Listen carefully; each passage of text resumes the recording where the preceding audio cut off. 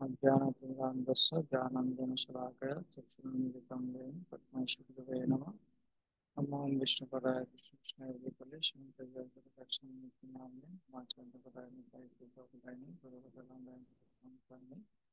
नमो विष्णुपदाय कृष्णकृष्णाय श्रीमद्वेंकटनाथाय।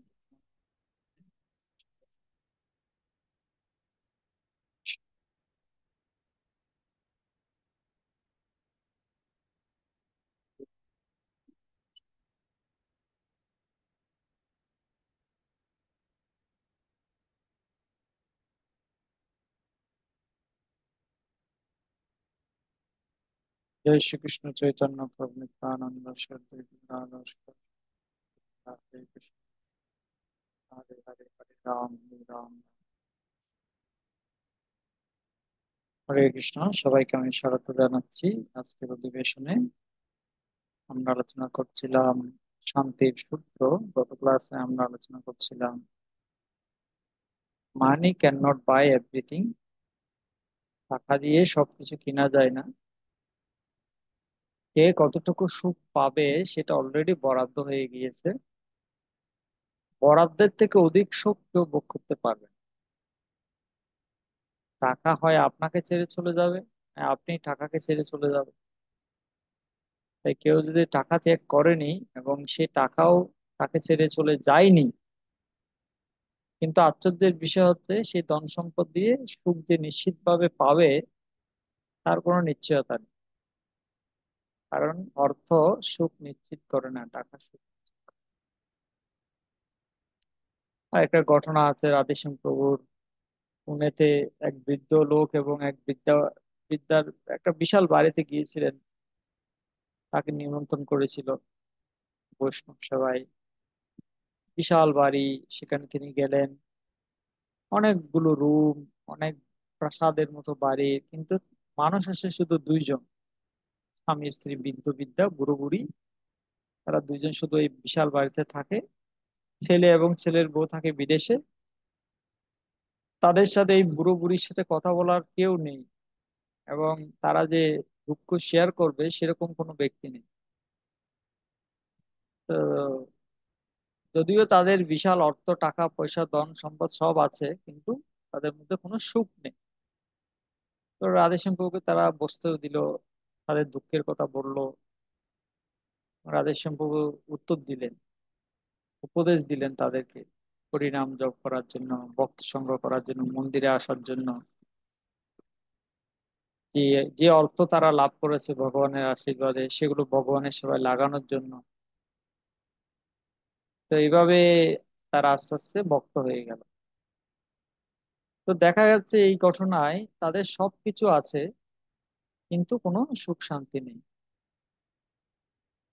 সবাই অর্থের জন্য পাগল, কিন্তু তাদের অর্থ আছে, বাড়ি আছে, গাড়ি আছে, সব আছে, কিন্তু সুখটা তাদের কাছে নেই। এটা হচ্ছে জগতের অবস্থা। তাহলে কিভাবে অর্থ ব্যয় করা উচিত? যদি আপনার অনেক অর্থ আছে, কিন্তু আপনার অর্থ কিভাবে আপনি ব্যয় করবেন সেই সম্পর্কে আমাদের আচার্যরা একটা ফর্মুলা দিয়েছেন। 100%-এর মধ্যে 25% ফর ডেইলি কমোডিটিস, মানে দৈনন্দিন ব্যয় নির্বাহের জন্য 25% টাকা আপনি যে অর্থ উপার্জন করেন তার 25% অর্থ দৈনন্দিন নিত্য নৈমিত্তিক চাহিদা পূরণের জন্য ব্যবহার করা উচিত। বাকি 25% ইমার্জেন্সি, অসুখ বিসুখ বা ভবিষ্যতে কোনো প্রয়োজন, এটার জন্য সঞ্চয় করা উচিত, সঞ্চয় করে রাখা উচিত, ইমার্জেন্সি সিচুয়েশনের জন্য কাজে লাগে। আর বাকি 50%, 50% অর্থ ভগবানের সেবায় দান করা উচিত। এই ফর্মুলাটা দিয়েছেন রূপ গোস্বামী পাদ। তিনি নিজে এটা তার জীবনে পালন করেছেন এবং আমাদেরকেও পালন করার জন্য নির্দেশ দিয়েছেন।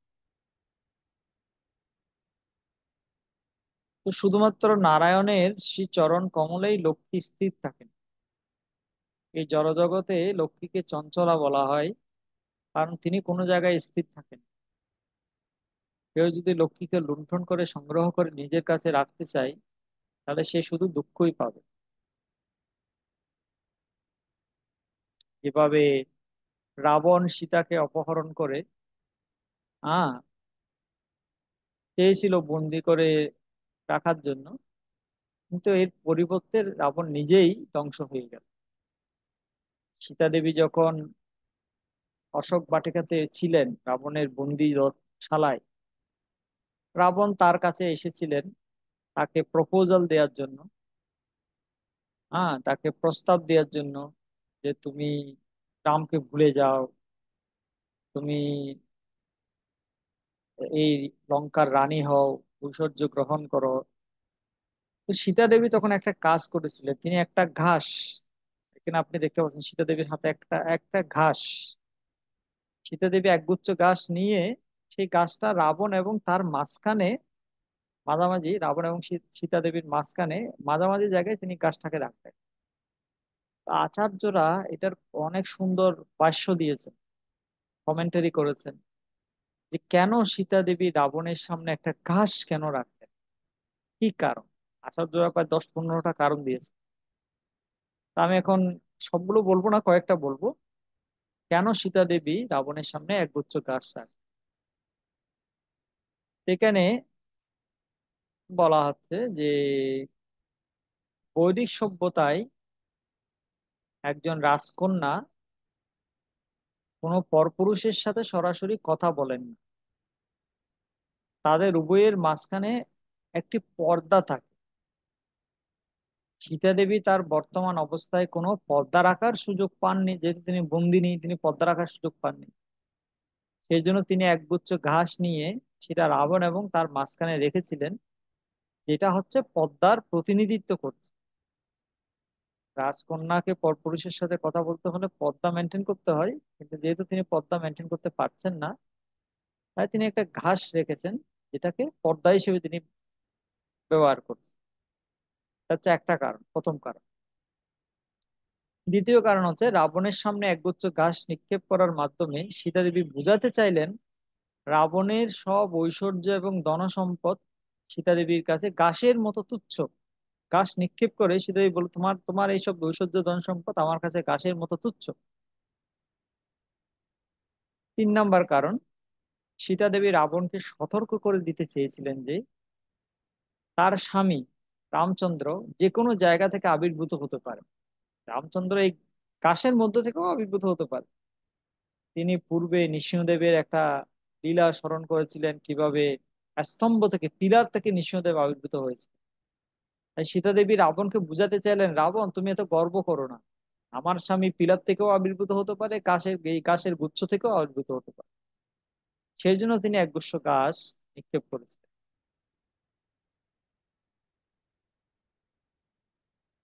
চতুর্থ কারণ,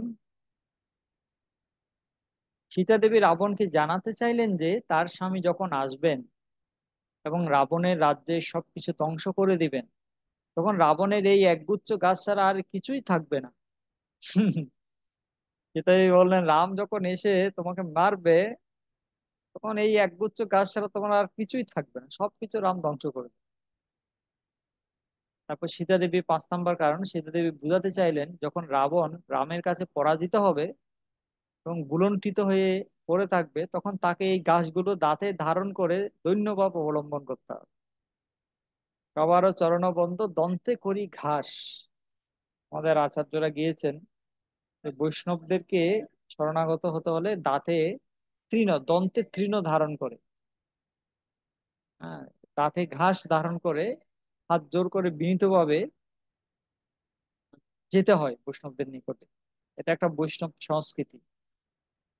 তো সীতা দেবী বললেন, রাম যখন আসবে, তোমার এই তোমাকে পরাজিত করবে, তুমি ভূমিতে ভুলুণ্ঠিত হয়ে পড়ে থাকবে, তখন এই গাছগুলো দাঁতে ধারণ করে তোমাকে বিনীত হয়ে যেতে হবে। সেজন্য আগে থেকে তোমাকে আমি গাছ দিচ্ছি। সেজন্য তিনি গাছ নিক্ষেপ করলেন। ষষ্ঠ কারণ, তিনি রাবণকে বামন দেবের কাহিনী স্মরণ করিয়ে দিতে চাইলেন। বলি মহারাজ যখন তার জলপাত্র থেকে জল ছিটিয়ে বামন দেবের প্রতি তার প্রতিজ্ঞা পূরণ করতে যাচ্ছিলেন, তখন তার গুরু শুক্রাচার্য তাকে বাধা দিয়েছে। শুক্রাচার্য নিজের একটি নিজেকে শুক্রাচার্য নিজেকে একটা পোকায় পরিণত করে সেই জল পাত্রের ছিদ্রের মধ্যে অবস্থান করেছিলেন যাতে জল বেরোতে না পারে। বামনদেব তখন একগুচ্ছ ঘাস নিয়ে সেই পোকাটিকে অপসারণ, একগুচ্ছ ঘাস নিয়ে বামনদেব পোকাটিকে কানা করে দিয়ে, চোখ কানা করে দিয়ে ওখান থেকে সরিয়ে দিয়েছে। তখন শুক্রাচার্যের চোখ অন্ধ হয়ে গিয়েছে। এর দ্বারা সীতা দেবী বোঝাতে চাইলেন যে তিনি অসহায় বা অস্ত্রহীন নন। রাবণ মনে করছে সীতা দেবী অসহায় বা অস্ত্রহীন। কিন্তু সীতা দেবী বলছেন যে আমি যদি চাই, এমনকি এই একগুচ্ছ ঘাস দিয়েও তোমাকে আমি মেরে ফেলতে পারি। এই একগুচ্ছ গাছ, এই একগুচ্ছ গাছ দিয়ে বামন দেব যেমন শুক্রাচার্যকে কানা করে দিয়েছে, এটা দিয়ে আমি তোমাকে কানা করে দিতে পারি। সীতা দেবী বুঝাতে চাইছে।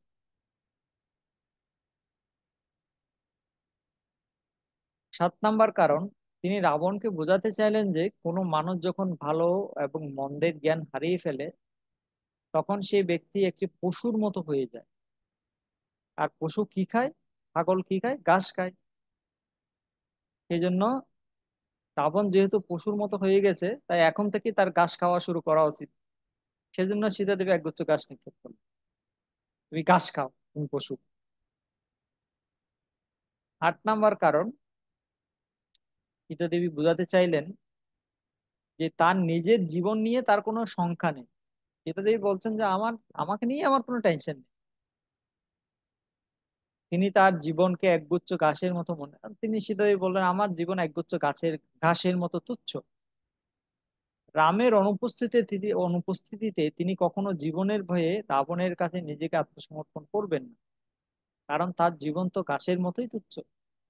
সীতা দেবী, এটা আরেকটা কারণ আচার্যরা বলছেন যে সীতা দেবী নিজেকে ঘাসের মতো তুচ্ছ বলে মনে করছেন, এবং তিনি বলছেন তোমার কাছে আমি আত্মসমর্পণ করব না, কারণ আমার জীবনের কোনো ভ্যালুই নেই। তুমি আমাকে মারলেও কি, কাটলেও কি, তাতে কিছু যায় আসে না। তারপর তোমার কাছে আমি আত্মসমর্পণ করবো না, কারণ আমার জীবন হচ্ছে ঘাসের মতো তুচ্ছ।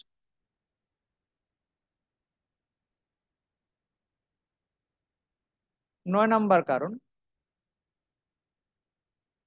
তার এই হতভাগ্য অবস্থা সত্ত্বেও সীতা দেবী বিবেচনা করেছিলেন যে রাবণ হচ্ছে তার নতুন বাসস্থান অশোক বাটিকায় আসা একজন অতিথি। এটা আরেকটা অ্যাঙ্গেল থেকে আচ্ছা যারা বলছেন যে সীতা দেবী চিন্তা করলেন রাবণ তো এই অশোক বাটিকায়, আমি বন্দি আছি, অশোক বাটিটা আমার বাসা, আর রাবণ এসেছে অতিথি হিসেবে। তো অতিথি আসলে অতিথিকে বসার আসন দিতে হয়। তো এখন আমার কাছে তো কিছু নেই যে অতিথিকে বসার আসন দিব, এই একটা ঘাস দিলাম, ঘাস নিক্ষেপ করলেন, এখানে ঘাসের উপর বসে। এটা আরেকটা কারণ। কত ভাবে আচার্যরা ব্যাখ্যা করছেন চিন্তা করুন। সীতা দেবী একগুচ্ছ ঘাস নিক্ষেপ করলেন আর কতটুকুলো কারণ বের করে ফেলছেন আচার্য এটার পিছনে। 10 নাম্বার কারণ, সীতা দেবী রাবণকে উপদেশ দিতে চেয়েছিলেন যেহেতু তিনি হচ্ছেন জগতের মাতা, সীতা দেবী হচ্ছেন জগতের মাতা, তাই তিনি সকল জীবের কল্যাণ কামনা করেন। তিনি চেয়েছিলেন রাবণ যেন রামের শরণাগত হয়। সেই জন্য ঘাস নিক্ষেপ করে তিনি বুঝাতে চাইলেন যে রাবণ যেন ঘাসের মতো রামের শরণাগত না হয়, কারণ মহাসাগরে একগুচ্ছ ঘাস কোনো জায়গায় স্থির থাকতে পারে না। সেই জন্য রাবণের উচিত ঘাসের মতো রামরূপী সাগরের আশ্রয় গ্রহণ না করে মাছের মতো মহাসাগরের আশ্রয় গ্রহণ। সীতা দেবী ঘাস নিক্ষেপ করে বুঝাচ্ছেন হে রাবণ, তুমি রামের শরণাগত, এই ঘাসের মতো রামের শরণাগত হইও না, কারণ ঘাস তো ঢেউয়ের ধাক্কায় তলিয়ে যাবে সাগরে। তুমি ঘাসের মতো শরণাগত না হয়ে মাছের মতো সাগরের শরণাগত হও, কারণ তুমি যদি মাছের মতো সাগরের শরণাগত হও, তাহলে তুমি মহাসাগরের ঢেউ তোমাকে কিছু করতে পারবে। এটা হচ্ছে আরেকটা কারণ।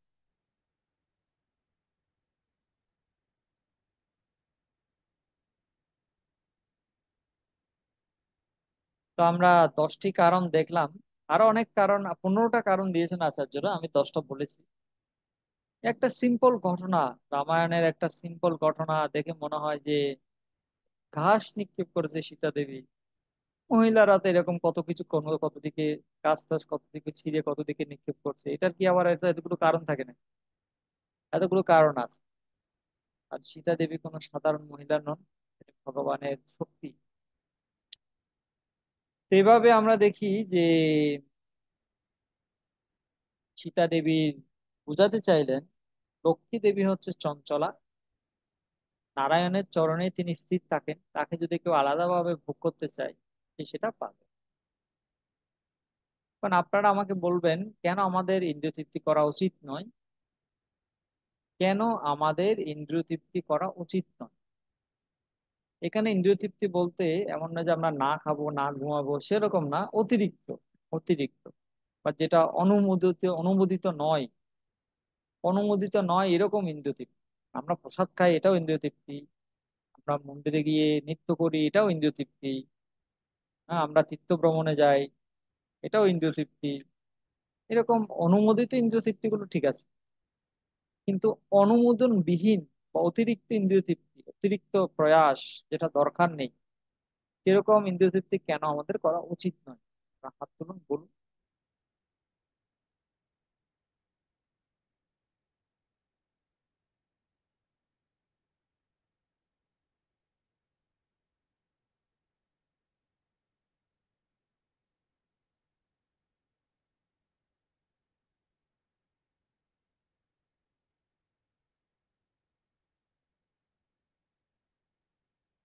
অতিরিক্ত ইন্দ্রিয় তৃপ্তি করা কেন উচিত নয়? ইন্দ্রিয় তৃপ্তি করলে কি ফল হতে পারে?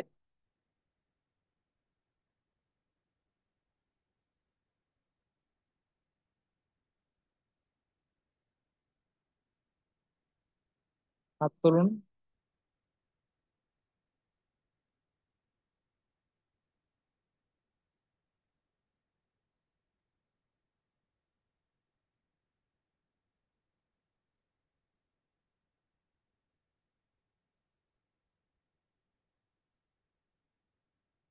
ঠিক।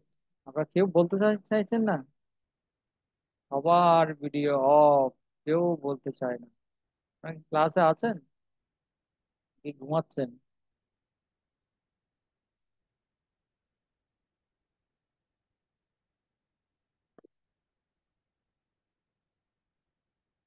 বলুন বলুন, একটু ট্রাই করুন, একটু চেষ্টা করুন। সবকিছু আমি বললে তো হবে না, আপনাদেরকে কিছু বলতে হবে তো।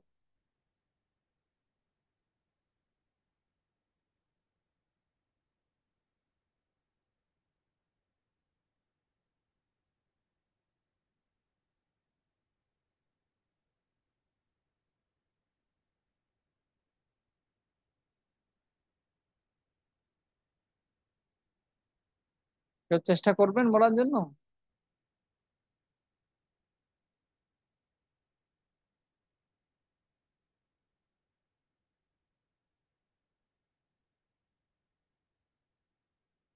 হরে কৃষ্ণ প্রভু প্রণাম। হ্যাঁ, বলুন না। অতিরিক্ত ইন্দ্রিয় তৃপ্তির ফলে আমাদের ভজন সাধনে বাধা সৃষ্টি হয়। ভজন সাধনে বাধা সৃষ্টি, গুড। আর কি হয়?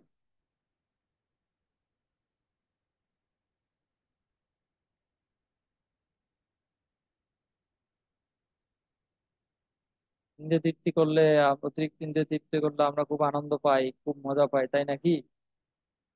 হ্যাঁ, এরকম।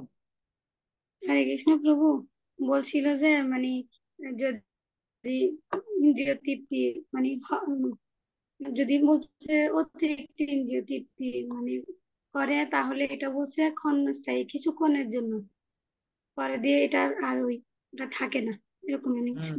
আগমা শুনছিলাম। অপায়ন অনিত্য, এটা আসে এবং যায়, এটা ক্ষণস্থায়ী, এটা চপল একদম সুখ। এটা চপল সুখ, ক্ষণিকের জন্য। এটা মানুষকে প্রকৃত সুখ দিতে একদম পারে না। প্রভু। ধন্যবাদ। একজন হাত তুলেছেন, অর্পিতা মাতাজি, বলুন। হরে কৃষ্ণ প্রভু প্রণাম। প্রভু, অতিরিক্ত ইন্দ্রিয় ভোগ আমাদের আমাদের শুধু কষ্টই দেয়, সেটা সব দিক দিয়ে। মানে অতিরিক্ত ইন্দ্রিয় তৃপ্তি করলে আমরা দুঃখ পাই, কষ্ট পাই, তাই হ্যাঁ তো? হ্যাঁ হ্যাঁ প্রভু। গুড। এই হি প্রণাম। সংস্পর্শজা ভোগা দুঃখ জোনয় এবতে আদি অন্ত বন্ত কুন্তেয় ন তেষু রমতেই বুধ। আর কেউ বলতে চান নাকি আমরা ক্লাসে যাব? হরে কৃষ্ণ প্রণাম প্রভু। বলুন। অতিরিক্ত যদি আহরণ করা হয়, অতিরিক্ত খাওয়া যদি হয়, এটা তো ইন্দ্রিয় তৃপ্তি না। অতৃপ্তি আরো তো বেশি কষ্ট পাওয়া যায়, কষ্ট পাওয়া যায়। আর তো অনেক কষ্ট পাওয়া হুম, ধন্যবাদ। আপনাদের সবাইকে ধন্যবাদ বলার জন্য, শেয়ার করার জন্য। Do you enjoy senses or senses exploiting you? আপনি কি ইন্দ্রিয়গুলোকে ব্যবহার করছেন নাকি ইন্দ্রিয়গুলো আপনাকে শোষণ করছে?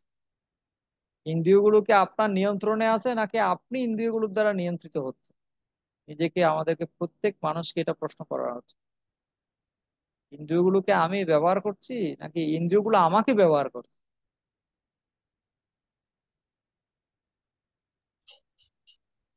হরে কৃষ্ণ একটা প্রণাম প্রভু। একটা ছেলে, সে কোম্পানিতে চাকরি পেয়েছিল। কোম্পানি তাকে তাকে একটা মোবাইল ফোন দিল। হ্যাঁ। আর সে মোবাইল ফোনটা নিয়ে রাধেশ্যামপুর কাছে এসে বলল যে আমি একটা মোবাইল ফোন পেয়েছি, কোম্পানি থেকে আমাকে মোবাইল ফোন দিয়েছে। রাধেশ্যামপুর বললো ভালো খবর, খুব ভালো। তাকে তাকে যথাযথভাবে ব্যবহার করো। এক সপ্তাহ পরে এক সপ্তাহ পরে গোমরা মুখ নিয়ে প্রভুর কাছে সে আবার এসেছে। প্রভু জিজ্ঞেস করলেন, কি ব্যাপার? এক সপ্তাহ আগে তুমি তো খুব সুখী ছিলে, এক সপ্তাহের মধ্যে এমন কি হলো? তুমি গোমরা মুখ, দুঃখিত হয়ে আছো। কোম্পানি থেকে যখন, মানে সে তখন বললো, তো ছেলেটা বলছে যে প্রভু, এই মোবাইলটা তো আমার জীবনকে নরক বানিয়ে দিল। কোম্পানি থেকে যখন তখন ফোন দিয়ে বলে, তুমি কোথায়, তুমি এখন আছো, এখানে আসো, কোম্পানিতে আসো, কাজ করো, এই সেই, শুধু জ্বালাতন করে। তখন রাধেশ্যাম প্রভু বললে, তাহলে বুঝতে পারলে তো এখন মোবাইলটা কেন দেয়া হলো? তুমি বুঝতে পারলে তো? তুমি মনে করছো তুমি খুব ভালো খবর, খুব আনন্দে থাকবে, কিন্তু এটা তোমাকে দেয়া হয়েছে তোমাকে এক্সপ্লয়েট করার জন্য, তোমাকে শোষণ করার জন্য। এই হচ্ছে জড়জগতের অবস্থা। এইখানে দেখুন একটা চক্র দেয়া হয়েছে, ডায়াগ্রাম দেয়া হয়েছে, ইন্দ্রিয় তৃপ্তি উপভোগ করার ডায়াগ্রাম, ভোগ আর ত্যাগের ডায়াগ্রাম। শুরুতে ইন্দ্রিয় তৃপ্তি খুব উপভোগ্য বা মজাদার বলে মনে হয়, কিন্তু কিন্তু পরবর্তীতে এটি খুব তিক্ত, অপ্রীতিকর অনুভব হয়। কারণ ইন্দ্রিয়ের চাহিদা কখনো মেটানো সম্ভব হয় না। তাই ইন্দ্রিয়কে উপভোগ প্রদান করার সামর্থ্য হচ্ছে সীমিত। প্রথমে ইন্দ্রিয় তৃপ্তি শুরু হয়, শুরুতে অনেক মজা লাগে, তারপরে একটু মজা কমে যায়, তারপর মজা আরো কমে যায়, তারপর আমরা বিরক্ত হয়ে যাই, তারপর আমরা অত্যন্ত বিরক্ত হই, আর তার চেয়েও বিরক্ত হই। তারপর আমাদের ইন্দ্রিয়ের চাহিদা বাড়তেই থাকে, বাড়তেই থাকে। তারপর সেই চাহিদা মেটানো সম্ভব হয় না, তখন আমরা দুঃখ পেতে শুরু করি। তখন আমরা প্রশ্ন করি, দুঃখের শেষ কোথায় হবে, কিভাবে দুঃখটা শেষ হবে? আর লাস্ট হচ্ছে, আমরা দূর এই সব ইন্দ্রিয় তৃপ্তি বাদ, সবকিছু ত্যাগ করি। কখনো ভোগ করি, কখনো ত্যাগ করি। এ হচ্ছে অবস্থা। মিষ্টি খেতে খেতে খেতে খেতে খেতে খেতে ডায়াবেটিস হয়ে যায়। কারণ ডায়াবেটিস হলে মিষ্টি ত্যাগ করবে, যা আর মিষ্টি খাবো না। তখন মিষ্টিটাই দুঃখের কারণ হয়ে যায়। শুরুতে মিষ্টিটা কত সুখের লাগতো, আহা কোথায় পাবো মিষ্টি, কত মজাদার, আহা হা। মিষ্টি খেতে খেতে যখন ডায়াবেটিস হয়ে গেল, এখন মিষ্টি বললে, কেউ আমাদের মিষ্টি দিলেও আমরা সেটা আর নিই না, খেতে পারি না। কারণ আমরা জানি এটা হচ্ছে দুঃখের কারণ। এ হচ্ছে ইন্দ্রিয়। তো how much you can enjoy, how long you can enjoy, আপনি কতক্ষণ এনজয় করবেন আর কত, কি পরিমাণে এনজয় করতে পারবেন। এই জগতে আপনার উপভোগ করার ক্ষমতা সীমিত, এবং আপনার উপভোগ করার সময়ও হচ্ছে সীমিত। 5 স্টার হোটেলে গিয়ে যদি আপনি খাবার খান, আপনার সামনে হয়তো এরকম রাজভোগ বিভিন্ন আইটেম সাজানো থাকবে, শত শত আইটেম, কিন্তু আপনি কতটুকু খেতে পারবেন এখান থেকে? শত শত আইটেম, সব সুস্বাদু আইটেম সাজানো আছে, কিন্তু আপনার খাওয়ার তো একটা লিমিট আছে। আপনি কি পরিমাণ আপনি খেতে পারবেন, আর আপনার শরীর আপনাকে কতটুকু অনুমতি দেবে খাওয়ার জন্য। বেশি গেলে ডায়রিয়া হয়ে যাবে, রোগ ব্যাধি হয়ে যাবে। কয়েকদিন আগে আমাকে একটা ভক্ত বলল, আমাদের মন্দিরের একটা ভক্ত, সে প্রচুর মানে খাওয়া দাওয়া, রান্না করতে ভালোবাসে, খাওয়াতে ভালোবাসে। হ্যাঁ, প্রচুর, মানে সে প্রসাদ খেতে খুব ভালোবাসে। কিন্তু রিসেন্টলি তার মধ্যে একটা পেটের মধ্যে স্টোন ধরা পড়েছে। স্টোন, পাথর। কারণ সে যেহেতু খেতে ভালোবাসে, মানুষ দিলেই খেয়ে নেয়, বাছ বিচার করে না। এখন যা তা খেতে খেতে পাথরের পেটের মধ্যে পাথর হয়ে গেছে। এখন এই পাথরটা কিভাবে সরাবে এটা নিয়ে অনেক দুঃখ। টাকা পয়সা খরচ হবে, টাকা পয়সা নেই, কেউ টাকা পয়সা দিচ্ছে না। কোথায় অপারেশন করাবে, বাংলাদেশে করাবে না ইন্ডিয়াতে গিয়ে করাবে, কত ঝামেলা। খাওয়ার কারণে যাওয়া না, এই হচ্ছে অবস্থা। আপনি কতটুকু খেতে পারবেন, আর আপনার শরীর আপনাকে কতটুকু অ্যালাউ করবে খাওয়ার জন্য। How much you can enjoy, how long you can enjoy. সেজন্য অনিয়ন্ত্রিত ইন্দ্রিয় আমাদেরকে সমস্যায় বদ্ধ করে। কেউ যদি ইন্দ্রিয়ের মাধ্যমে উপভোগ করার চেষ্টা করে তাহলে তাকে উন্মাদ বা পাগলের মতো করে দেয় সেটা। একটা ছেলে একটা মেয়ের পিছনে কুকুরের মতো গুড়গুড় করতো, আর মেয়েটা রেগে গিয়ে ছেলেটাকে থাপ্পড় মেরেছে। এই দেখেন থাপ্পড় মারছে ছবিতে দেখেন। এই হচ্ছে অবস্থা। এই জগৎটা হচ্ছে এরকম। যাকে আমরা মনে করছি সে আমাকে সুখ দিবে, সেই একই ব্যক্তি আমাদেরকে দুঃখ দেয়। যেটা মনে হয় যে ও স্বর্গে, আমি স্বর্গে চলে এসেছি, স্বর্গীয় সুখ, সেটাই নরকে পরিণত হয়। সেম স্থান, সেম ব্যক্তি, সবকিছু সেম, কিন্তু বাস্তবতা খুবই ভিন্ন।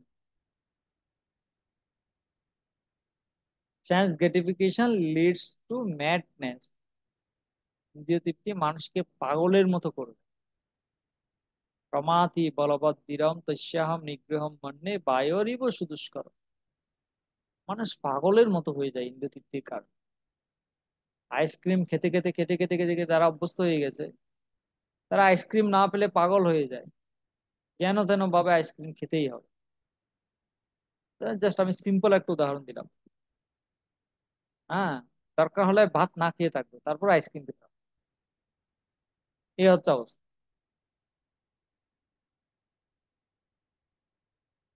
তো আমাদের ইন্দ্রিয়কে নিয়ন্ত্রণ করা প্রয়োজন। সেই জন্য বুড়ামত দেখো, বুড়ামত বলো, বুড়ামত শুনো। Don't see bad things, don't here bad things, don't speak speak bad things. খারাপ জিনিস দেখবেন না, খারাপ জিনিস শুনবেন না, খারাপ জিনিস বলবেন না। জিহ্বা, জিহ্বার কোনো হার নেই, কিন্তু জিহ্বা এমন কথা বলতে পারে যে লোকেরা পিটিয়ে আপনার হাড়কে গুঁড়ো করে দেবে। এই হচ্ছে অবস্থা। সুতরাং গুলি এবং বুলি যদি একবার মুখ থেকে বেরিয়ে যায়, সেটাকে আর ফেরত পাওয়া যায় না, সেটাকে ফেরত আনা যায় না।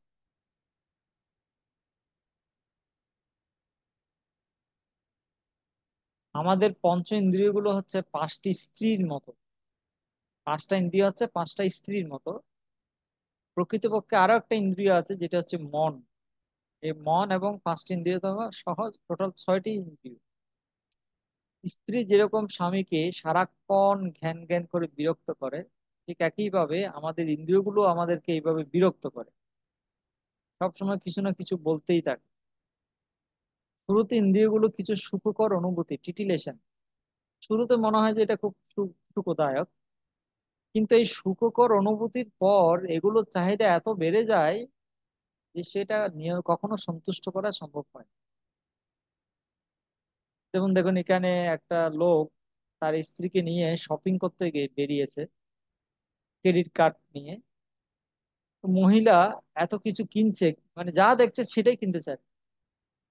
আর বেচারা ব্যক্তির অবস্থা খারাপ, কারণ তার টাকা পয়সা সব শেষ হয়ে গেছে।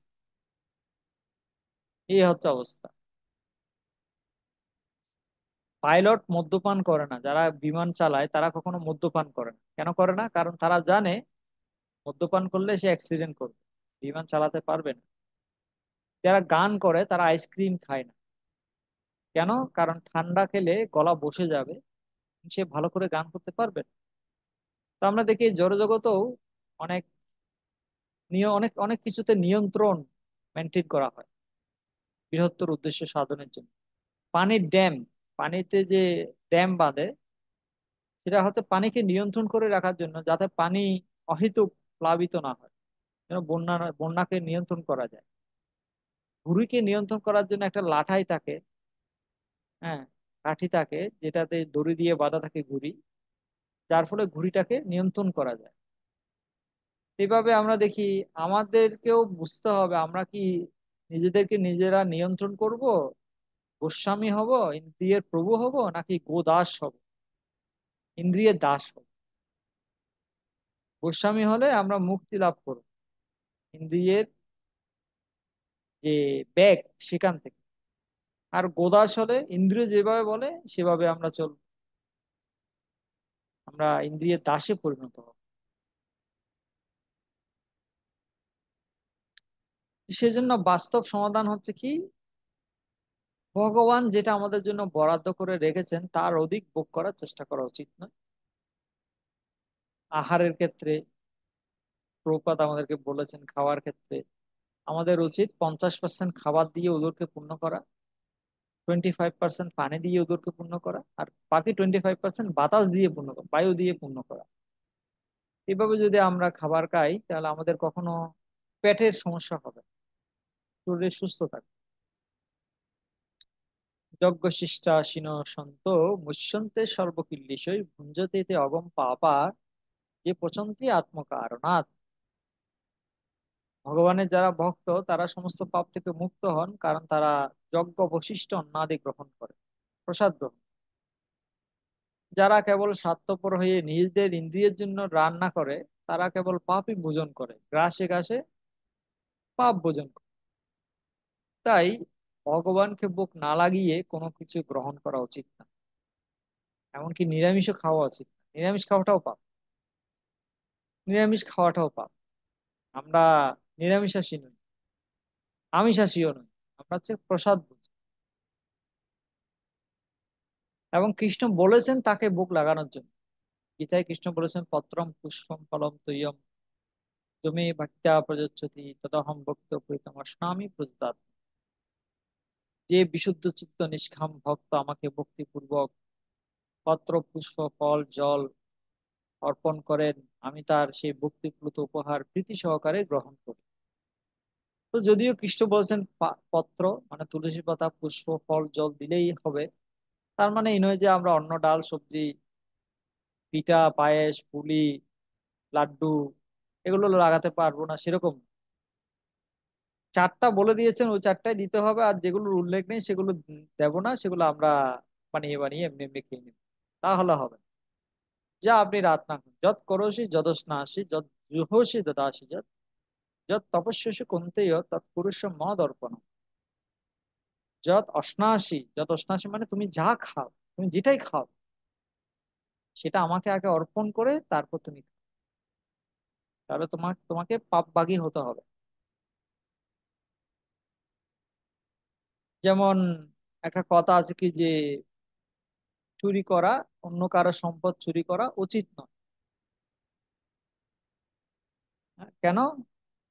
কারণ এটা আমার বরাদ্দ নয়, তার সম্পদটা আমার নয়, এটা আমার জন্য বরাদ্দ নেই। যেটা আমার জন্য বরাদ্দ নেই সেটা আমি ভোগ করতে পারি না।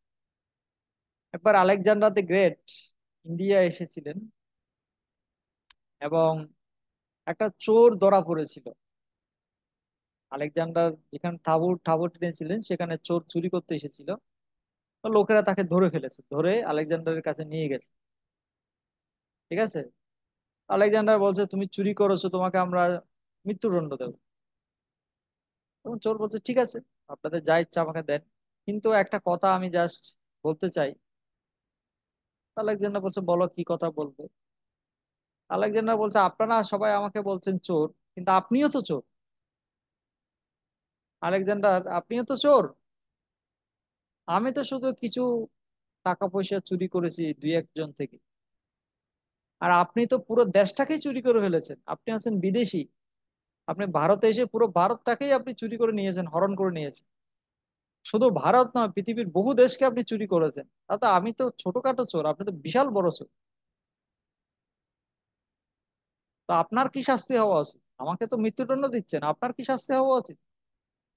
তখন আলেকজান্ডার তার ভুল বুঝতে পেরেছে। আর চোরটাকে মুক্ত করে দিয়েছে। এ হচ্ছে অবস্থা। প্রপাল লন্ডনে একটি বাড়িতে উঠেছিলেন। বাড়িটা ছিল আকাশ ছোঁয়া, অনেক বিশাল উঁচু বাড়ি। প্রায় 70-100টি রুম, 80 থেকে 100টি রুম ছিল। কিন্তু বসবাস করে শুধু একজন বুড়ো মানুষ। এই এত বড় বাড়িতে এক বুড়ো মানুষ আর তার স্ত্রী শুধু বাস করে, আর কেউ নেই।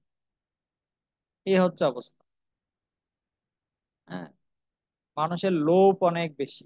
মানুষ মনে করে আমাদের অনেক বড় বাড়ি থাকলে, সুন্দর গাড়ি থাকলে, হ্যাঁ, এসি থাকলে, ফ্রিজ থাকলে, আধুনিক ফেসিলিটি থাকলে আমরা সুখে থাকবো।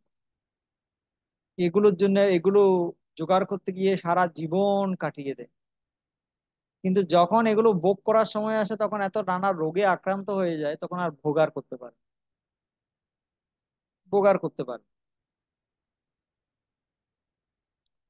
ধনসম্পদ এবং সম্পদ লাভের জন্য কোনো কিছু না করে দিব্য চেতনা লাভের জন্য চেষ্টা করা হয়।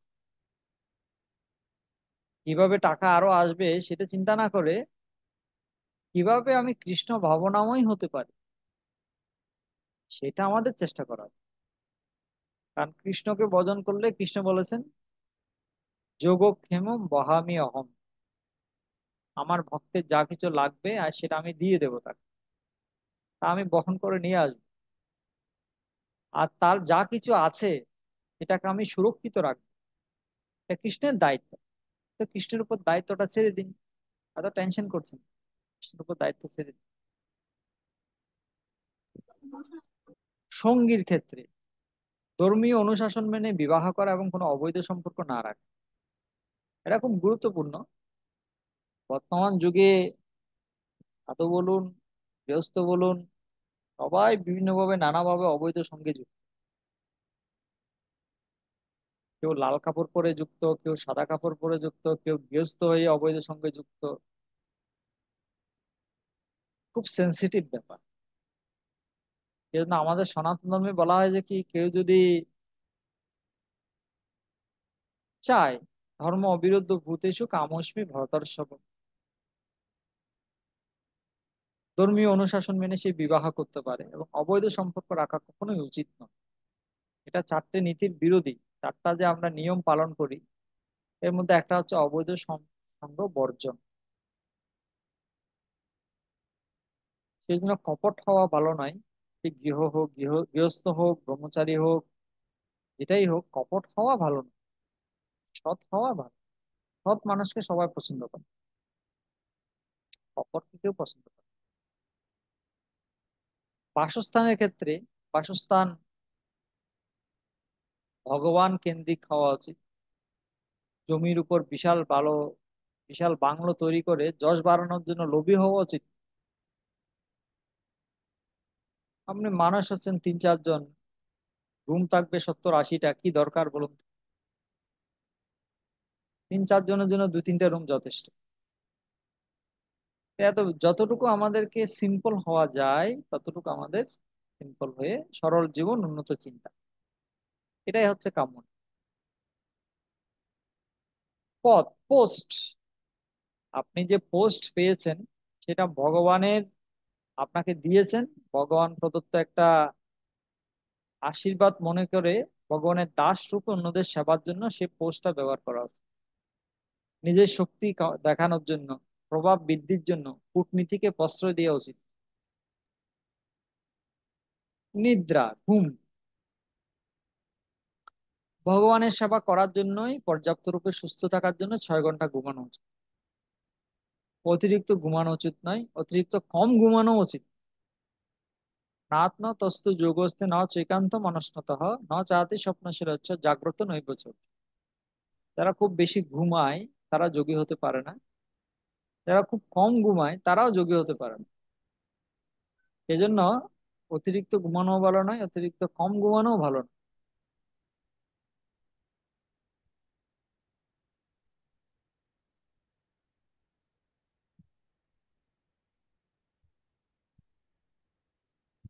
তারপর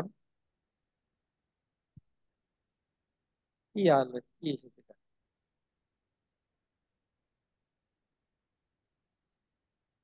বিনোদন। যা কৃষ্ণ ভাবনার অনুকূল সেরকম বিনোদন আমরা গ্রহণ করতে পারি। সিনেমা, ম্যাগাজিন, জড় চলচ্চিত্র প্রভৃতি পরিহার করা উচিত।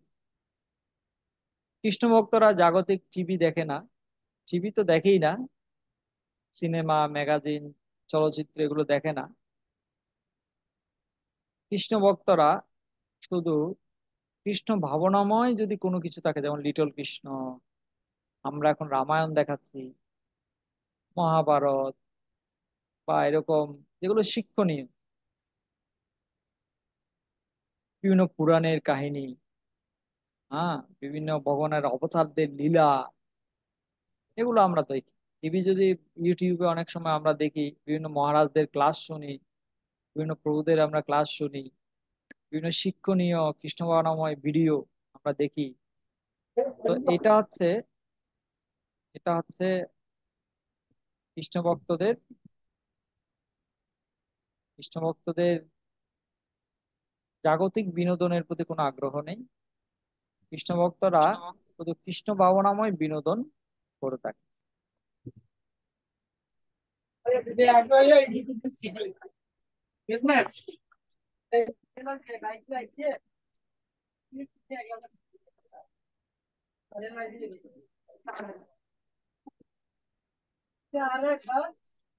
তারপর কর্তৃত্ব, পশু হত্যা, গর্ভপাত ইত্যাদি ইত্যাদিকে প্রশ্রয় না দেওয়া, এটা খুব কমন কলিযুগে। মানে যত্রতত্র মানুষ পশু হত্যা করছে, খুব নিশ্চিত কথা, কসাইখানা খুলে পশু হত্যা করছে। আর যারা গৃহস্থরা আছে তারা গর্ভপাত করছে, অ্যাবর্শন করছে, সেটা পিল খেয়ে হোক বা যেভাবেই হোক। আমাদের সনাতন ধর্মে এগুলোকে অনুমোদন দেওয়া হয়নি, এগুলো অ্যাভয়েড করা উচিত। ভগবান সকল জীবের পিতা, পরমেশ্বর ভগবান সকল জীবের কল্যাণের জন্য পর্যাপ্ত বরাদ্দ করে রেখেছেন, সেটা উপলব্ধি করে সন্তুষ্ট হতে শেখা উচিত। কারো কামনা বা লোভ পূরণের জন্য এই সম্পদগুলো ব্যবহার করা উচিত না। ঠিক আছে?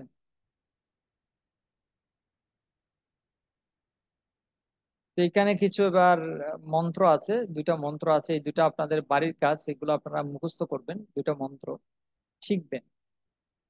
আমি জানি আপনাদের অনেকে শিখে রেখেছেন, অনেকে মুখস্থ আছে। তুলসী চয়ন মন্ত্র এবং তুলসী ক্ষমা প্রার্থনা মন্ত্র। তুলসী চয়ন মন্ত্রটা আপনারা অনেকে জানেন, কেউ জানলে হাত তুলেন, আমরা তার থেকে শুনতে পারি। কেন, আপনি স্লাইডে দেখতে পাচ্ছেন। যারা তুলসী চয়ন মন্ত্র মুখস্থ আছে হাত তুলুন।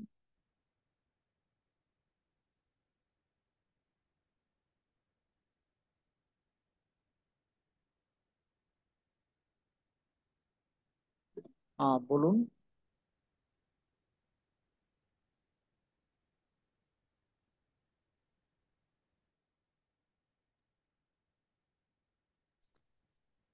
স্নিগ্ধা বসুধা মাতাজি বলুন। हरे कृष्ण प्रभु प्रणाम। ओम चायनाथ बाबा তুলসী চয়ন प्रणाम। মন্ত্র বলবেন, চয়ন মন্ত্র, ক্ষমা প্রার্থনা না, চয়ন মন্ত্র। गोविंदम बल्लभानक देवी भक्त चैतन्य कायनाम सामने प्रभु কোনটা যে না, এটা তো স্নানের মন্ত্র যেটা বলছেন। চয়ন মন্ত্র তুলসী পাতা ছিঁড়ার মন্ত্র। ও ओम तुलसी मृत जन्मासि सदा तम केशव प्रिया केशवान्ति स्योमी तथा भरत भव शोभन। গুড। ঋতু মাতাজি আপনি বলুন। হরে কৃষ্ণ প্রভু প্রণাম। তুলসীমিত জন্মশ্রী সদাতাং কেশব কেশবার্থে চিনুমি চ বর্ধব শবনে।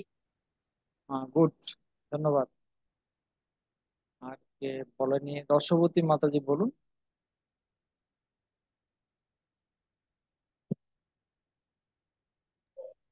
হরে কৃষ্ণ, প্রণাম প্রভু।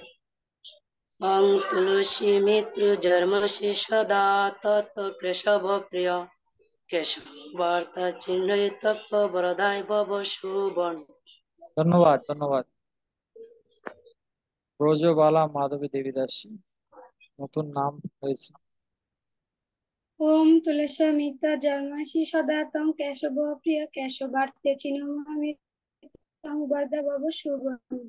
গুড, ধন্যবাদ। তাহলে এটা অনেকের মুখস্থ আছে, যাদের মুখস্থ নেই আপনারা মুখস্থ করে নেবেন।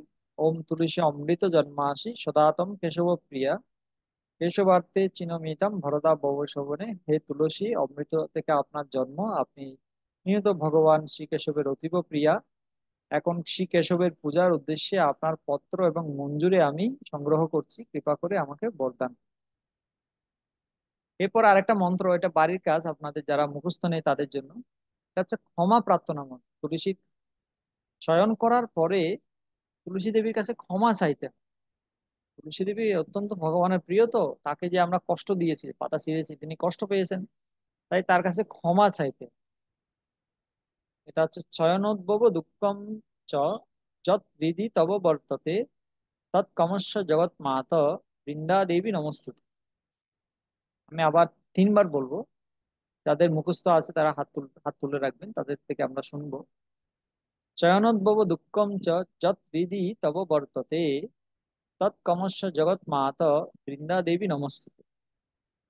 শয়নোদ্ভব দুঃখম চ যৎ হৃদি তব বর্ততে তৎ কমস্য জগৎ মাতঃ বৃন্দা দেবী নমস্তুতে। এর মানে কি? হে তুলসী দেবী, আপনাকে আমার সশ্রদ্ধ প্রণতি নিবেদন করি।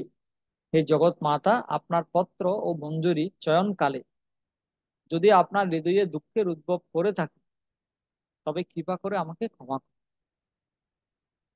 তুলসী দেবীর কাছে ক্ষমা চাওয়ার মন্ত্র। তো যাদের মুখস্থ আছে আপনারা হাত তুলতে পারেন, আর যাদের মুখস্থ নেই আপনারা একটা স্ক্রিনশট নিয়ে নেন, বড় করে দিচ্ছি।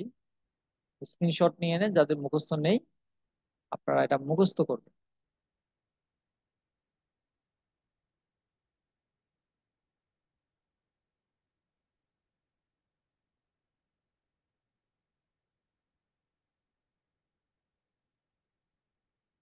আর ঋতুমাতা জি বলুন। হরে কৃষ্ণ। চয়নদ্ভূত দুঃখম চ যদ হৃদি তব বর্ততে তৎক্ষমাশয় জন্মাত বৃন্দা দেবী নমস্তে। ধন্যবাদ। অর্পিতা পাল মাতাজি বলুন। হরে কৃষ্ণ প্রভু প্রণাম। ওম জয়নাথ ভবতুকং চ যৎ হৃদিতব বদতে তৎ কামক্ষ জগৎ মাতা বৃন্দা দেবী নমস্তুতে। গুড। হরে ব্রজবালা মাতাজি বলুন। চায়ন বাবা দুম চা যা রিধি তদ্বত্তত তৎক্ষমাস্য জগৎমাতা বৃন্দা দেবী নমস্তুতে। গুড।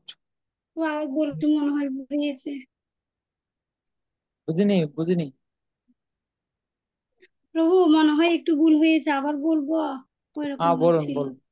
চায়না দাও দুঃখ। চায়না বাবা দুকম চা যা রিধি তদ্বত্ততে তৎক্ষমাস্য জগৎমাতা বৃন্দা দেবী নমস্তুতে। হ্যাঁ ঠিক আছে তো, ঠিক আছে। স্নিগ্ধা মাতাজি বলুন। হরে কৃষ্ণ প্রভু। জগন্নাথ বাবু দুঃখং চং যৎ হৃদয় তব বর্ততে তৎকমস্য জগৎমাতা বৃন্দা দেবী নমস্তুতে। গুড। পাপ্পি দাস মাতাজি বলুন।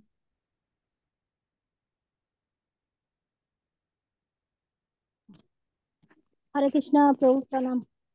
জগন্নাথ বাবা দুঃখচ্ছ যৎ তব পর্বতে বর্ততে তৎক্ষমস্তং জগন্নাথ বৃন্দা দেবী নমস্তুতে। হ্যাঁ, ধন্যবাদ।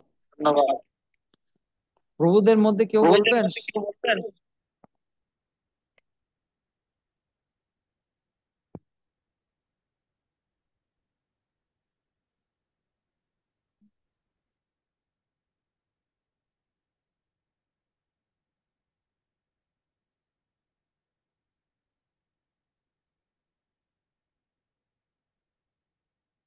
ঠিক আছে, কেউ বলতে চাইছেন না, আমরা আমাদের ক্লাস সেখানে সমাপ্ত, আজকের ক্লাস।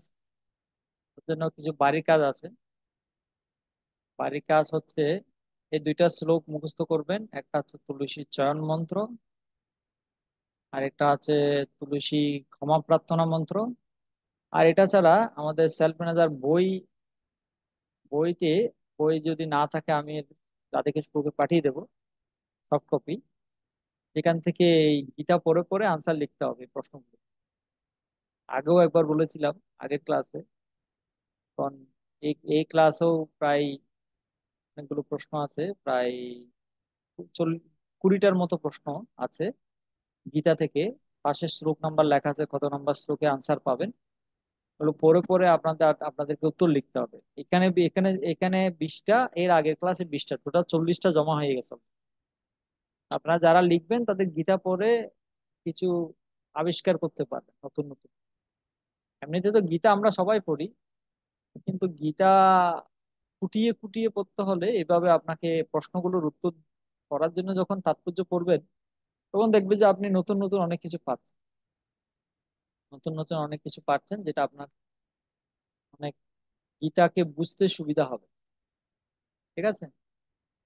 তো আমি অনুরোধ করব আপনারা এই সবাই এই আহ প্রশ্নগুলোর উত্তর লিখবেন, এবং লিখে পাঠিয়ে দিতে পারেন আমাদের কাছে, কোনো অসুবিধা নেই।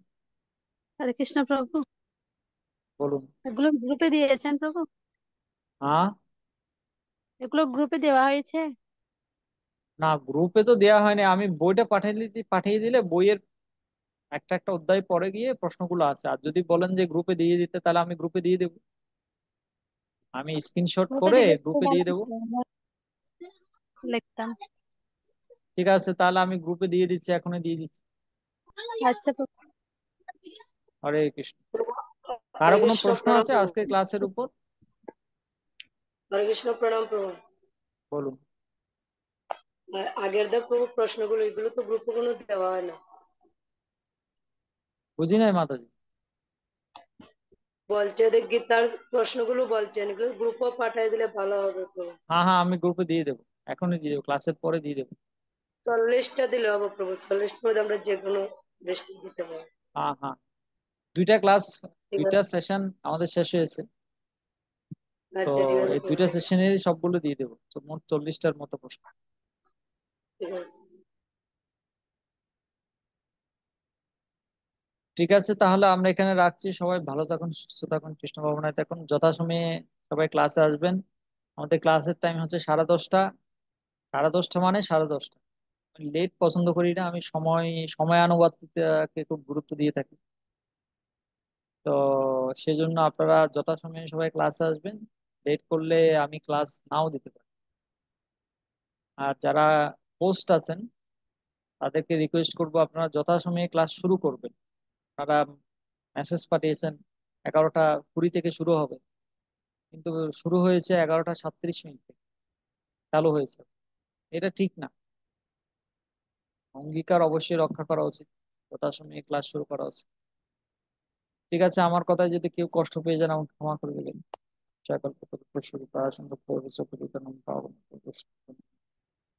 ছিল প্রপাত, কি জয় গুরু মহারাজ, কি জয় সমবেত ভক্তবৃন্দ, কি জয় নিতাই গৌর প্রেমানন্দ।